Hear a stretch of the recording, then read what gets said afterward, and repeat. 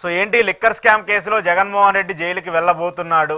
ఇది పెద్ద ఎత్తున ఒక 2-3 రోజులుగా చర్చ జరుగుతుంది. పార్లమెంటు వేదికగా టీడీపీ ఎంపీలు మాట్లాడటము, ఆ తర్వాత అమిత్ షాని కలవటము, ఈ రెండు అక్కడ ఏం జరిగిందో తెలియదు. కానీ టీడీపీకి సంబంధించిన మీడియా చాలా పెద్ద ఎత్తున విమర్శలు చేస్తుంది. జగన్మోహన్ రెడ్డి లిక్కర్ కేసులో అరెస్ట్ కాబోతున్నారు. ఆయనతో పాటు మిథున్ రెడ్డి కావచ్చు, పెద్దిరెడ్డి రామచంద్రారెడ్డి కావచ్చు, ఇలా కొంతమంది ఉన్నారంటూ కూడా వార్తలు వస్తున్నాయి. ఏం చెప్తారు? ఇక్కడ రెండు కోణాలు ఉన్నాయి. ఒకటి లిక్కర్ పాలసీ, దాని చుట్టూ జరుగుతున్న ఆరోపణలు ఒక అంశం. జగన్మోహన్ రెడ్డి గారు ఇతరులు అరెస్ట్ అవుతారా లేదా పెద్దిరెడ్డి మిథున్ రెడ్డి అరెస్ట్ అవుతారా రెండో పాయింట్. అసలు లిక్కర్లో లేదా లిక్కర్ పాలసీలో ఇంప్లిమెంటేషన్ లో ఏమైనా మాల్ ప్రాక్టీసెస్ కానీ నిబంధనలకు భిన్నంగా కానీ ప్రజలకు నష్టం జరిగేట్టు కదా, అంటే ఆస్తి ప్రజల సంపదకు నష్టం చేసి ప్రైవేట్ వ్యక్తుల చేతిలో పోవడం కానీ, పాలసీ మ్యాటర్ లో ఏమైనా తప్పులు జరిగితే కానీ చర్యలు తీసుకునేందుకు అవకాశం ఉంటుంది. ఏం జరిగింది ఏంటన్నది ఇంతవరకు ప్రభుత్వం అధికారికంగా ఎలాంటి విచారణ చేయలేదు. చేస్తే తేలుతుంది, ఏం జరుగుతుందో చూడాలి. అట్ ద సేమ్ టైం అవి పూర్తి కాకముందుగానే వాళ్ళు అరెస్ట్ అయిపోతారు, వీళ్ళు అరెస్ట్ అయిపోతారు అనడం అనేది ఇది రాజకీయ కోరిక. చాలా మందికి ఉన్న కోరిక, జగన్ అరెస్ట్ చేసేవాళ్ళు, మిథున్ రెడ్డిని అరెస్ట్ కోరికలు రాష్ట్రంలో చాలా కోరికలు ఉన్నాయి చాలా మందికి. ఆ కోరికల్లో భాగంగా ఆయన ఎందుకు అరెస్ట్ చేయలేదు అట్టా చర్చ, ఏదో ఒక పేరు చెప్పడం, అరెస్ట్ చేసేయడం అని చెప్పడం. కాబట్టి ఇప్పుడు జగన్ గారిని సరాసరి జగన్ గారు ముఖ్యమంత్రిని ఎట్లా అరెస్ట్ చేసేస్తారు? లిక్కర్ కి సంబంధించినందుకు ఢిల్లీ దీనికి ఉన్న రిలేషన్ ఏంటి, ఢిల్లీలో స్కామ్ కి దీనికి ఉన్న సంబంధం ఏంటి పరిశీలించినప్పుడు లిక్కర్ పాలసీని జగన్మోహన్ రెడ్డి గారు గతానికి భిన్నంగా తీసుకొచ్చాడు. ఆ రోజు గతానికి భిన్నంగా ఏం తీసుకొచ్చారు? ప్రభుత్వమే లిక్కర్ ని అమ్మడం. గతంలో ప్రైవేట్ వ్యక్తుల చేతిలో లిక్కర్ షాపులు ఉన్నాయి, ఇతర ప్రభుత్వమే అమ్మింది. అదేవిధంగా కొన్ని సహజంగా ఏం చేస్తారు, కొన్ని ప్రైవేట్ కంపెనీల దగ్గర నుంచి లిక్కర్ గవర్నమెంటే తీసుకొని షాపులకి సప్లై చేసి అమ్ముతుంది. ప్రధానమైన అలిగేషన్స్ దీనిపైన ఎక్కడొచ్చినాయి? తెలుగుదేశం పార్టీ ప్రతిపక్షంలో ఉన్నప్పుడు చేసిన ప్రధాన అలిగేషన్ ఏంటంటే అన్ని చోట్ల ఆన్లైన్ గానీ ఫోన్ పేలో జరుగుతుంది, ఇక్కడ మాత్రం క్యాషియర్ తీసుకుంటున్నారు. ఇది ఒక ప్రశ్న. రెండో క్వశ్చన్ ఎక్కడి నుంచి వచ్చింది? మా నాణ్యమైన మద్యం కాకుండా ప్రభుత్వమే తమకు కావలసిన వాళ్ళతో, అంటే ఇది కావలసిన వ్యక్తులతో ప్రైవేట్ కంపెనీలు పెట్టించుకొని ఆ ప్రైవేట్ కంపెనీల దగ్గర నాణ్యమైన మద్యం కాకుండా నాసిరకమైన మద్యం గవర్నమెంటే సేల్ తీసుకొని కొన్ని లిమిటెడ్ బ్రాండ్ల ద్వారా, అంటే అన్ని రకాల బ్రాండ్లు తీసుకురాకపోతే అనివార్యంగా ఈ బ్రాండ్లే కొనాల్సి వస్తుంది కదా. కాబట్టి వాళ్ళే కంపెనీలు పెట్టారు, వాళ్ళే తీసుకున్నారు, వాళ్ళే అమ్మినారు, ప్రభుత్వం అమ్మించారు, లబ్ధి పొందారు అనేది ప్రధానమైన ఆరోపణ తెలుగుదేశం పార్టీ చేసింది. ఇక్కడ నాకు అర్థం కాదు ఏంటంటే దీంట్లో మంచి చెడ్లు అనేది ప్రభుత్వం విచారణ చేసి తేలుతుంది. నాకేమి దానిపైన నిర్దిష్టమైన అభిప్రాయం లేదు. కానీ మనం పరిశీలిస్తే పాలసీ ఏంటి? పాలసీ ఎప్పుడు కూడా క్యాబినెట్ పాలసీలు రూపొందిస్తుంది, కింద అధికారులు హెచ్ఓడీలు దాన్ని ఇంప్లిమెంటేషన్ అంటే జియోలు ఇచ్చి ఇంప్లిమెంట్ చేస్తారు. పాలసీ ఏంటి? పాలసీ డెసిషన్ లోనే క్యాబినెట్ పాత్ర ఉంటుంది అశోక్ గారు. పాలసీ మ్యాటర్ లో తప్పులకి, కింద తప్పులకి పాలసీ మ్యాటర్ కి లింక్ ఉంటేనే అది కరప్షన్ గా దారితీసి అంటే ముఖ్యమంత్రి మంత్రులకో మెడ చుట్టుకుంటుంది, లేకపోతే ఉన్నతాధికారులకు. ఇక్కడ పాలసీ మ్యాటర్ తో సమస్య ఎక్కడుంది?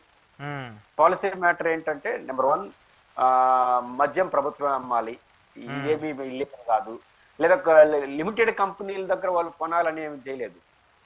అంటే రాష్ట్రంలో ఉత్పత్తి అయ్యే కంపెనీల దగ్గరే కొనుక్కున్నారు, అంటే ఆ ఇతర ప్రాంతాల్లో ఉండే బ్రాండ్ని వాళ్ళు తీసుకోలేదు అనేక కారణం. దీన్ని కరప్షన్స్ తో లింక్ పెట్టలేము. కాబట్టి ఇక్కడ క్యాబినెట్ తీసుకునే నిర్ణయం చేసిన ఆరోపణలకి లింక్ ఏమన్నా ఉందా? ఉదాహరణకు కొన్ని మద్యం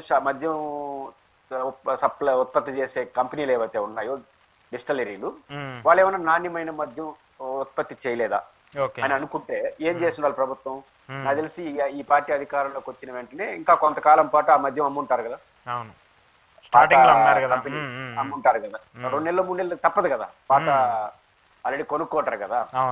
ఇప్పుడు వాటిని మొత్తాన్ని సీజ్ చేసి పడేసి ఏం చేసి ఉండాలి? తనిఖీలు చేసి ఉండాలి. అంటే ఏ మద్యం అమ్ముతున్నారు ఎలాంటిది. అప్పుడు ఖచ్చితంగా ఆ షాపులకి వాళ్ళకి రిలేషన్స్ గా కంపెనీలకి ఏదైనా తగులుకుంటుంది, అంతే కదా. వాళ్ళు తనిఖీలు చేస్తే దాంట్లో పరీక్షలకు పంపించి టెస్టులు చేస్తే ఏమన్నా మాల్ ప్రాక్టీస్ ఏమైనా జరిగినాయా అనేది ఉంటుంది. ఇట్లాంటివి ఏమీ జరగల ఈ 10 నెలల కాలం. క్యాష్ డెలివరీకి సంబంధించి కూడా ముఖ్యమంత్రి డైరెక్ట్ గా ఎట్లా లింక్ ఉంటుందో నాకైతే తెలియదు. కాబట్టి మద్యం దీంట్లో గత ప్రభుత్వం 2-3 విమర్శలు ఎదుర్కొన్నది వాస్తవం. ఆ విమర్శలకి కరప్షన్స్ కి ప్రభుత్వానికి డైరెక్ట్ లింక్ ఎప్పుడు కూడా అవినీతి, రాజకీయాల్లో అవినీతి అనేది ఈరోజు సహజం అయిపోయింది. ఉమ్, కానీ అవినీతిని పట్టుకోవాలంటే లింక్ ఉండాలి. మనం చేసిన పాలసీ ఇప్పుడు ఉదాహరణకు స్కిల్ డెవలప్మెంట్ కేసులో చంద్రబాబు గారు ప్రభుత్వంలో ఆయన అరెస్ట్ చేశారు. ఉమ్, ఎక్కడ ప్రభుత్వం లింక్ కుదిరింది? స్కిల్ డెవలప్మెంట్ కి సంబంధించి ఒక ఆథరైజ్డ్ కంపెనీ కాకుండా ఏదైతే కంపెనీ ఉండదో ఆ కంపెనీ సంబంధం లేకుండా, ఆ కంపెనీ రిజిస్టర్డ్ కంపెనీ కాదు, ఆ వ్యక్తి చేశాడు. రెండోది 90% ఫ్రీగా ఇస్తారు, 10% మనం ఇద్దాము అనేసి 90% నుంచి 9 రూపాయలు పెట్టకుండా 10% ఇవ్వాల్సిన మొత్తం డబ్బులు ఇచ్చేశారు, 360 కోట్లు గవర్నమెంట్. కాబట్టి దీంట్లో మతలబ్ ఏంటి? 90% ఇచ్చి ఇవ్వాలి కదా. దీనికి కేబినెట్ నుంచి ముఖ్యమంత్రి గారే ఆదేశించారు అనే ఒక విమర్శ వచ్చింది. Right are wrong policy. అందువల్ల సీఎం గారిని ఆ రోజు మాజీ సీఎం గారిని అరెస్ట్ చేయాలి. అట్లాంటి టెక్నికల్ గా జగన్ గారి నుంచి ముఖ్యమంత్రి స్థాయిలో, కేబినెట్ స్థాయిలో పాలసీ డెసిషన్ లో ఉంటే తప్ప యథాలాపంగా మనం ఆరోపణలు చేసినాం కాబట్టి ఆయన తినేశాడు అనే పేరు చెప్పి అరెస్ట్ చేయాలంటే అది అయ్యే పని కాదు. కాబట్టి ఇది మీడియా కోరిక కావచ్చు, తెలుగుదేశం పార్టీ శ్రేణులు కోరిక కావచ్చు. రెండోది నాకు ఇక్కడ బలహీనత ఏం కనిపిస్తుందంటే అసలు హోంశాఖకి ఎందుకు ఫిర్యాదు చేయాలి రాష్ట్ర ప్రభుత్వం? అంటే లావు కృష్ణదేవరాయలు గారు ఈజ్ మెంబర్ ఆఫ్ పార్లమెంట్, ప్రభుత్వం కాదైనా కానీ ప్రభుత్వానికి సంబంధించిన పార్లమెంటరీ పార్టీకి, రాజకీయ పార్టీకి ప్రతినిధి. వాళ్ళ చేతులు విచారణ సమస్యలు లేకపోతే కదా సిఐడి, సిబిసిఐడి, సిట్ న్యాయ విచారణ ఏదైనా ఆంధ్రప్రదేశ్ ప్రభుత్వం చేయొచ్చు. వాళ్ళకి అడ్డుకునేది ఎవరు లేరు. ఎవరు సిబిఐ కోరాలంటే వైసీపీ వాళ్ళు కోరాలి. ఎందుకని? మాకు రాష్ట్ర ప్రభుత్వ ఏజెన్సీ మీద నమ్మకం లేదు, మీరైతే కరెక్ట్ గా చేస్తారు, ఇది కక్ష అని వీళ్ళు పోవచ్చు. కానీ మీరు పోవడం ఏంటి? మీ ఏజెన్సీలు ఏమైతున్నాయి? కాబట్టి ఇట్లా దీంతో నాకు కొంత అనుమానం కాదు, కానీ ఏదో కొంచెం రాజకీయ కోణమే కనిపిస్తాను తప్ప ఇంకోటి ఏం కనిపించలేదు. కాబట్టి రాష్ట్ర ప్రభుత్వానికి అనేక ఏజెన్సీలు ఉంటే వాళ్ళు విచారణ చేయకుండా ఆ పార్టీకి సంబంధించిన పార్లమెంటరీ పార్టీ నాయకు హోంశాఖ సిబిఐ విచారణ, అయినా సిబిఐ విచారణ అంటే అధికారికంగా ఎక్కడా లేదు. మద్యం పాలసీలు తప్పు జరిగిందని పార్లమెంటు సభ్యుడు లోక్సభలో మాట్లాడుతున్నాడు. ఏంటంటే ఎందుకు మాట్లాడాలి? మీరు ప్రభుత్వం డైరెక్ట్ విచారణ చేయొచ్చు కదా అంటానే. గవర్నమెంట్ ఆఫ్ ఆంధ్రప్రదేశ్ మన చేతిలో ఉన్నప్పుడు డైరెక్ట్ గా, అప్పుడు గుర్తుంటే మీకు చంద్రబాబు గారు మద్యం పాలసీ పైన ప్రభుత్వం డైరెక్ట్ గా సిట్ వేసింది. పాలసీ మ్యాటర్లు అన్నిటిపైన ఒక సిట్ వేసి దానిపైన వాళ్ళు ముందుకెళ్లారు. మీరు సిట్ వేసి ఇక్కడ సిట్ వేసినట్టున్నారు.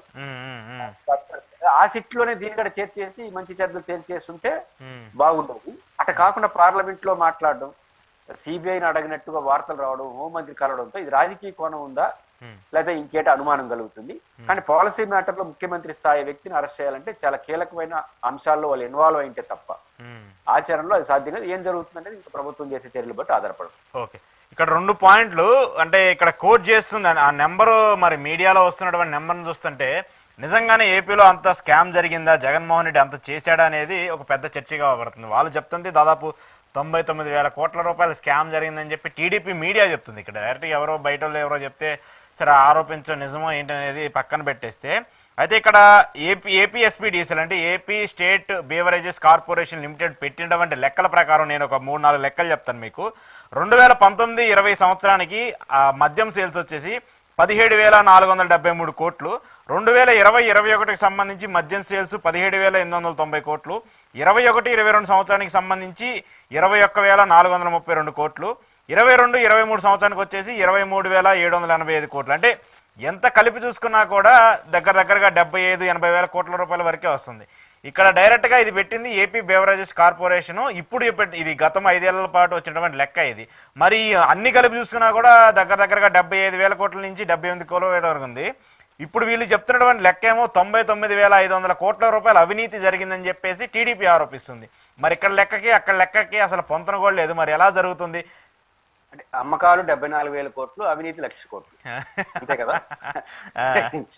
అమ్మకాల్లో లేదా ఇప్పుడు ఉదాహరణకు కాంట్రాక్ట్ ఉంటాయండి. కాంట్రాక్ట్ 10,000 కోట్ల రూపాయల ప్రాజెక్ట్ అనుకోండి, 15,000 కోట్లు తినేనారంటే ఎట్లుంటుంది? ఎంతైనా 10,000 కోట్ల లోపల తినదలుచుకుంటే కొన్ని సందర్భాలు భూముల విషయంలో చేయొచ్చు. ఉదాహరణకు ఒక హైవే పోతా ఉంటుంది, హైవేలో ముందే తెలుస్తుంది. ఇప్పుడు రాజధాని ఎంపిక అటువంటి అమరావతి ఒక కొత్త ప్రాజెక్ట్ రాష్ట్ర ప్రభుత్వం టేకప్ చేస్తా ఉంటే ముందే ప్రభుత్వాలు తెలుసుకొని, మాకు మన్నవరం ఒకటి వచ్చింది అప్పుడు కాంగ్రెస్ పార్టీ అధికారంలో తిరుపతి పక్కన ఒక పెద్ద కంపెనీ విశాఖ స్టీల్ ప్లాంట్ దాకా వస్తుందనే సరే పక్కన ముందే కావాల్సినంత కొనుక్కుంటారు. ఇది రాజకీయాల్లో మనం చూసాం, ఇలాంటి చోట్ల ఒక 50 ఎకరాలు 100 ఎకరాలు 10,000 ఎకరాలు కొనేసారు అనుకున్న అధికార పార్టీ వాళ్ళు. దాని విలువ 1,00,000 కోట్లు చేస్తుంది. రూపాయి పెట్టుబడి ఉండదు కానీ ఖర్చు చేస్తుంది. ఇట్లాంటి దాంట్లో అవకాశం ఉంది. కానీ ఒక అమ్మకాలు చేసిన విషయంలో మనం అమ్మిన దాంట్లోనే రావాల్సింది తప్ప అమ్మకుండా ఎట్లా వస్తుంది? అమ్మిందే 70,000 కోట్లు 80,000 కోట్లు అయితే 1,00,000 కోట్లు ఎట్లా అవినీతి జరుగుతుంది. నేను ఇంత ముందు ఒక సందర్భంలో చెప్పాను కదా, జగన్మోహన్ రెడ్డి గారికి మొత్తం అవినీతి ఆరోపణలు సిబిఐలో 16, 14, 12, 1, 2 ఛార్జ్ షీట్లు ఉన్నాయి కదా. ఈ ఛార్జ్ షీట్ల యొక్క విలువ అంతా 1000 కోట్ల లోపే, ఆరోపణే 1000 కోట్ల లోపు. కానీ 40,000 కోట్ల రూపాయల ఆస్తులు సీజ్ చేసేసినారు. ఎట్లా సీజ్ చేసినారు? ఇప్పుడు సాక్షి దీంట్లో ఉంది, సాక్షి మీద 50 కోట్లు 100 కోట్ల పెట్టుబడులు ఉంటాయి. కానీ సాక్షి మొత్తాన్ని ఈడీ అటాచ్మెంట్ లోకి వచ్చేస్తుంది, ఎందుకంటే ఆ కంపెనీ కాదు. కానీ సాక్షి విలువ అంతా లెక్కేసుకుని 10,000 కోట్లు ఈడీ అటాచ్మెంట్ అంటే ఎట్లా ఉంటుంది? అట్లా ఉంటుంది. సాక్షి విలువ 10,000 కోట్లు ఉండింది అనుకోండి మేనేజ్మెంట్, కానీ వాళ్ళు అలిగేషన్ 50 కోట్లన్నా 5 కోట్లన్నా సాక్షి మొత్తాన్ని ఈడీ అటాచ్మెంట్ లో తీసుకుంటారు. రేపు రుజువు అయితే దాన్ని నుంచి వసూలు చేయాలి కాబట్టి. కానీ ఈ 50 కోట్ల ఆరోపణ వచ్చినా 10,000 కోట్ల రూపాయల విలువైన ఆస్తిని ఈడీ అటాచ్మెంట్ లో కాబట్టి 10,000 కోట్ల అవినీతి అని అర్థమా దాన్ని? 50 కోట్లే కదా. అట్లా ఇప్పుడు జగన్మోహన్ రెడ్డి మీద 40,000 కోట్లు, 1,00,000 కోట్లు, అది ఇప్పుడు 2,00,000 కోట్లు అయి ఉంటుంది. ఇట్లా మాట్లాడేసినారు. దాని ఆరోపణే 60 కోట్లు, 600 కోట్లు, 1000 కోట్లు బిలో. జగన్మోహన్ రెడ్డి గారి ప్రజెంట్ కేసుల యొక్క విలువ, ఆరోపణల విలువ 600 కోట్లు అయినప్పుడు మీకు 50,000 కోట్లు, 1,00,000 కోట్లు ఎట్ అవుతుందో ఇది కూడా అట్లే ఉంటుంది. కాబట్టి ప్రభుత్వానికి నేను చెప్పదలుచుకుందంటే, నేను తప్పు జరిగిందా ఉప్పు జరిగిందా నాకు తెలియదు, బట్ మీరు ప్రతిపక్షంలో ఉన్నప్పుడు ఆరోపించారు, విచారణ జరపండి. రాష్ట్ర ప్రభుత్వం ఏజెన్సీ వేసి విచారణ జరిపి నిగ్గుదాల్చండి. తప్పు ఎక్కడ జరిగితే వాళ్ళపై చర్య తీసుకోండి. అది జగన్ గారైనా కిందున్న స్థాయి అయినా. కానీ మనకు జగన్ గారు అంటే ఇష్టం లేదు కాబట్టి ఒక రోజైనా అరెస్ట్ చేస్తే బాగుంటుంది కాబట్టి మనం రోజు టీవీలో అరెస్ట్ చేసుకుంటే ఏమొస్తుంది? అరెస్ట్ చేయాల్సింది మీడియా కాదు, పోలీసులు అరెస్ట్ చేయాలి. కానీ మీడియా అరెస్టులు ఆపేసి పోలీసు అరెస్టులు జరిగితే సమస్య పరిష్కారం అవుతుంది. మీడియాలో విచారణ, మీడియాలో తీర్పులు, మీడియాలో అరెస్టులు జరిగిపోతుంది. దానివల్ల ఏమవుతుంది? కొన్ని రోజులు పోయిన తర్వాత నిజంగా చేసినా కూడా నమ్మరు. అట్లాంటి వాతావరణం తీసుకొస్తారు. కాబట్టి మీడియా అరెస్టులు, మీడియా చర్చలు, మీడియా తీర్పులు కానీ ఆపేసి ప్రభుత్వ విచారణ, ప్రభుత్వ తీర్పులు, ప్రభుత్వ అరెస్టులు జరిగితే అన్నిటికీ ఒక పరిష్కారం లభిస్తుంది. ఓకే, ఎందుకని ఇప్పుడు అమిత్ షాని ఇన్వాల్వ్ చేసిన దీనికి సంబంధించి? అంటే రాష్ట్ర ప్రభుత్వం ఆ నిర్ణయం తీసుకోవడానికి భయపడుతుందా, లేదంటే భయపడి ఇక్కడ మన వల్ల కాదనుకోని చెప్పేసి కేంద్రం సహకారం తీసుకొని జగన్మోహన్ రెడ్డి నిజంగానే అరెస్ట్ అవుతారా లేదనేది పక్కన పెడితే, అలాంటి చర్చలు చేయాలనేటువంటి అంశాన్ని ఎందుకు కేంద్రం దగ్గర తీసుకెళ్ళాలి? ఎందుకు కేంద్రంతో ఇప్పుడు అవసరం వచ్చింది అంత పెద్ద ఎత్తున? అంటే ఎందుకు పోయారని నాకు ఇప్పుడు అర్థం కాదు. రాజకీయ కోణంలో ఏదో దేశవ్యాప్తంగా చర్చనీయాంశం చేయాలనుకున్నారా ఏంటో మనకు తెలియదు. కానీ ఇప్పుడు జగన్మోహన్ రెడ్డి గారు చంద్రబాబు గారిని అరెస్ట్ చేసినారు ప్రభుత్వంలో. జగన్మోహన్ రెడ్డి గారు అంటే ఒప్పుకోరు, సిబిఐ సిఐడి అంటారు. అదే జగన్ గారి ప్రభుత్వం ఏం చేశారు? ఫస్ట్ క్యాబినెట్ సబ్ కమిటీ వేశారు. మొత్తం గత ప్రభుత్వం పాలసీలన్నింటి మీద స్టడీ చేసి ఒక నిర్ధారణకు వచ్చి ఈ అంశాలు, ముఖ్యంగా రాజధాని అలా భూములు కేసులు, రింగ్ రోడ్ అలాట్మెంట్ చెక్, మద్యము, సిండికేట్స్, తర్వాత స్కిల్ డెవలప్మెంట్, ఇట్లా ఒక 6-7 డిపార్ట్మెంట్ లో మాల్ ప్రాక్టీస్ జరిగాయని క్యాబినెట్ ఒక అభిప్రాయం వచ్చింది. సబ్ కమిటీ బొత్స సత్యనారాయణ గారు ఎవరు ఉన్నారు. ఆ తర్వాత వాళ్ళు ఒక నిర్ధారణకు వచ్చారు కాబట్టి క్యాబినెట్ ఆదేశాలతో సిట్ ఏర్పడింది, సీక్రెట్ ఇన్వెస్టిగేషన్ అథారిటీ. ఆ సిట్ ఒక అభిప్రాయానికి వచ్చి సిఐడికి అప్పగించింది. ఆ సందర్భంలో చంద్రబాబు గారిని అరెస్ట్ చేస్తారు. ఒక ప్రాసెస్. ఈ ప్రభుత్వం కూడా నిజంగా అరెస్టులు, చర్యలు తీసుకోవాలనుకుంటే, జరిగి ఉంటే, మీరు నమ్మితే, మీరు కూడా ఆ ప్రాసెస్ క్యాబినెట్ సబ్ కమిటీయా లేకపోతే డైరెక్ట్ గా సిట్ చేస్తారా, ఒక విచారణ ఏజెన్సీకి వేసి మీరు గతంలో ఆరోపించారు కాబట్టి చేయొచ్చు, దాన్ని నేను తప్పట్. బట్ ఆ కోణాన్ని వదిలేసి ఏరే కోణం పోతున్నారంటే స్టఫ్ లేనట్లు లెక్క. ఓకే, అవునా? అంటే అంతే నేను అనుకుంటుంది. నాకు జనరల్ కామన్ సెన్స్ తో, ఇప్పుడు నీ చేతిలో పవర్ ఉంది, నువ్వు విచారించే అధికారం నీకుంది. చంద్రబాబు గారు అరెస్ట్ చేసింది ఢిల్లీ వాళ్ళ, ఆంధ్రప్రదేశ్ ప్రభుత్వమే, సిఐడి రాష్ట్ర ప్రభుత్వ ఏజెన్సీ. కాబట్టి దీని వెనకాల బీజేపీ ఉందినప్పుడు అలిగేషన్స్ వచ్చినాయి. కానీ ఎవరున్నా ప్రాసెస్ ఎక్కడ రాష్ట్ర ప్రభుత్వం చేసింది. మీరు కూడా ఇప్పుడు ఆంధ్రప్రదేశ్ లో తప్పులు వెలికి తీయాలన్నా, మీరు ఆశిస్తున్నట్టు జగన్ గారిని అరెస్ట్ చేయాలన్నా, మీ పరిధిలోని విచారణ ఏజెన్సీ ఒకవేళ ఈ విచారణ ఒక మాట అన్నాడు ఆయన, విదేశాలు దాటి చేసినారు కొన్ని వేల కోట్లు అన్నారు. అంటే విదేశాలు దారి చేసేస్తే సిబిఐ లాంటి సంస్థ కావాలనుకున్నారన్న, అది కూడా అవసరం లేదు. భారతదేశ ప్రభుత్వం ఇంటర్పోల్ ఉంటుంది, భారతదేశ ప్రభుత్వానికి ఆ దేశానికి అనుబంధం ఉంటుంది, కేసులు విచారణలో సహకరించుకోవాలని మన చాలా దేశాల మధ్య అవగాహన ఉంది. రాష్ట్ర ప్రభుత్వం అనుకుంటే వాళ్ళు విచారణ చేసుకోవచ్చు. విచారణ పూర్తయ్యే క్రమంలో ఒకవేళ ఈ దేశాల్లో అవసరం ఉంటే కేంద్ర ఏజెన్సీల సహాయం తీసుకోవచ్చు. మీకు గుర్తుంటే ఎర్రచందనం విషయంలో ఎర్ర గంగిరెడ్డి అని ఒక ఆయన అరెస్ట్ చేశారు చంద్రబాబు గారు, లలిపిరి. ఎవరు విచారించే సిబిఐ ఏం కాదు, రాష్ట్ర ప్రభుత్వ ఏజెన్సీ. ఎక్కడో సింగపూర్ లో ఎక్కడో ఉండి తిరిగారు. ఆ హక్కు రాష్ట్ర ప్రభుత్వానికి అక్కడ ఉంటుంది. కాబట్టి ఇవన్నీ జరుగుతున్న చర్చలు చూస్తున్నప్పుడు పొలిటికల్ ఇన్ఫ్లుయెన్స్, పొలిటికల్ వైపు తీసుకుంటా తెలియదు. కానీ ప్రభుత్వం చేయదలుచుకుంటే చెయ్యొచ్చు. కానీ సరైన ఆధారాలు లేకుండా ముఖ్యమంత్రి స్థాయి పనిచేసిన వ్యక్తిని అరెస్ట్ చేయడం అంత సులభం కాదు. కాబట్టి జరుగుతున్న పరిణామాలు చూస్తే నాకేం కనిపించట్లేదు. బట్ కనిపిస్తే, వాళ్ళు నిజంగా భావిస్తే, చట్టబద్ధంగా దొరికితే చెయ్యొచ్చు. అంటే అంటే కనిపించట్లేదంటే అరెస్ట్ చేస్తారని కనిపించట్లేదా, లేకపోతే అసలు ఈ కేసుకే శాంటిటీ లేదనిపిస్తుందా? నాకు వాళ్ళు చేస్తున్న అలిగేషన్స్ కి, జరుగుతున్న పరిణామాలకి, వాళ్ళు చేస్తున్న ఆరోపణలు, ఏజెన్సీలను అడుగుతున్న పద్ధతిని చూసినప్పుడు స్టఫ్ లేదనుకుంటున్నాను. ఓకే వాళ్ళ వ్యవహార శైలిని బట్టి లోపల ఏం జరిగిందో నాకు తెలియదు. కానీ లోపల ఏం జరిగిందో తెలియాలంటే విచారణ జరపాలి. కాబట్టి అరెస్ట్ చేయడానికి లేదంటే దానికే ఉంది. ఇప్పుడు అరెస్ట్ చేయడం ప్రభుత్వం అనుకుంటే 2 రోజులు లోపల పెట్టడం అనేది ఎవరు అరెస్ట్ ఏముంది, నిలబడాలి కదా, కేసులు నిలబడాలి కదా. నిలబడి ఇప్పుడు సపోసాని మురళీకృష్ణ అరెస్ట్ అయినాడు, వచ్చాడు. ఇంకా ఆయన 5 ఏళ్ళు చూడు, ఆయన అరెస్ట్ కాడు, వాళ్ళు తిరుగుతాడు అంతే. ఇప్పుడు అరెస్ట్ అయ్యి బయటకు వచ్చినాడు కూడా ఇంక బాడు, ఇంక తిరుక్కుంటా ఉంటారు వాయిదాలు. అంటే అరెస్ట్ చేయడం, 4 రోజులు జైల్లో పెట్టడం అనేది ప్రభుత్వం తెగిస్తే అది పెద్ద ఇష్యూ కాదు. అది సీఎం స్థాయిలో పనిచేసిన చేయొచ్చు, ఎవరినైనా చేయొచ్చు. కానీ నిలబడతా అని అంటే ముఖ్యమంత్రిగా పనిచేసిన జగన్మోహన్ రెడ్డి గారిని అట్లా సింపుల్ గా పోరు. ఎందుకంటే పొలిటికల్ ఇన్ఫ్లుయెన్స్ పడిపోతుంది.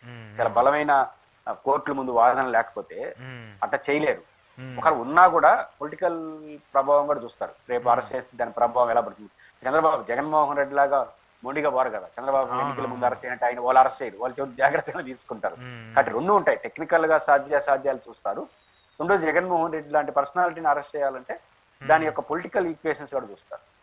టెక్నికల్ ఈక్వేషన్స్ చూస్తారు, పొలిటికల్ ఈక్వేషన్స్ చూస్తారు. ఇవన్నీ చూసి నిర్ణయం తీసుకుంటారు. మరి ప్రభుత్వం ఏమనుకుంటుందో చూడాలి. ఓకే.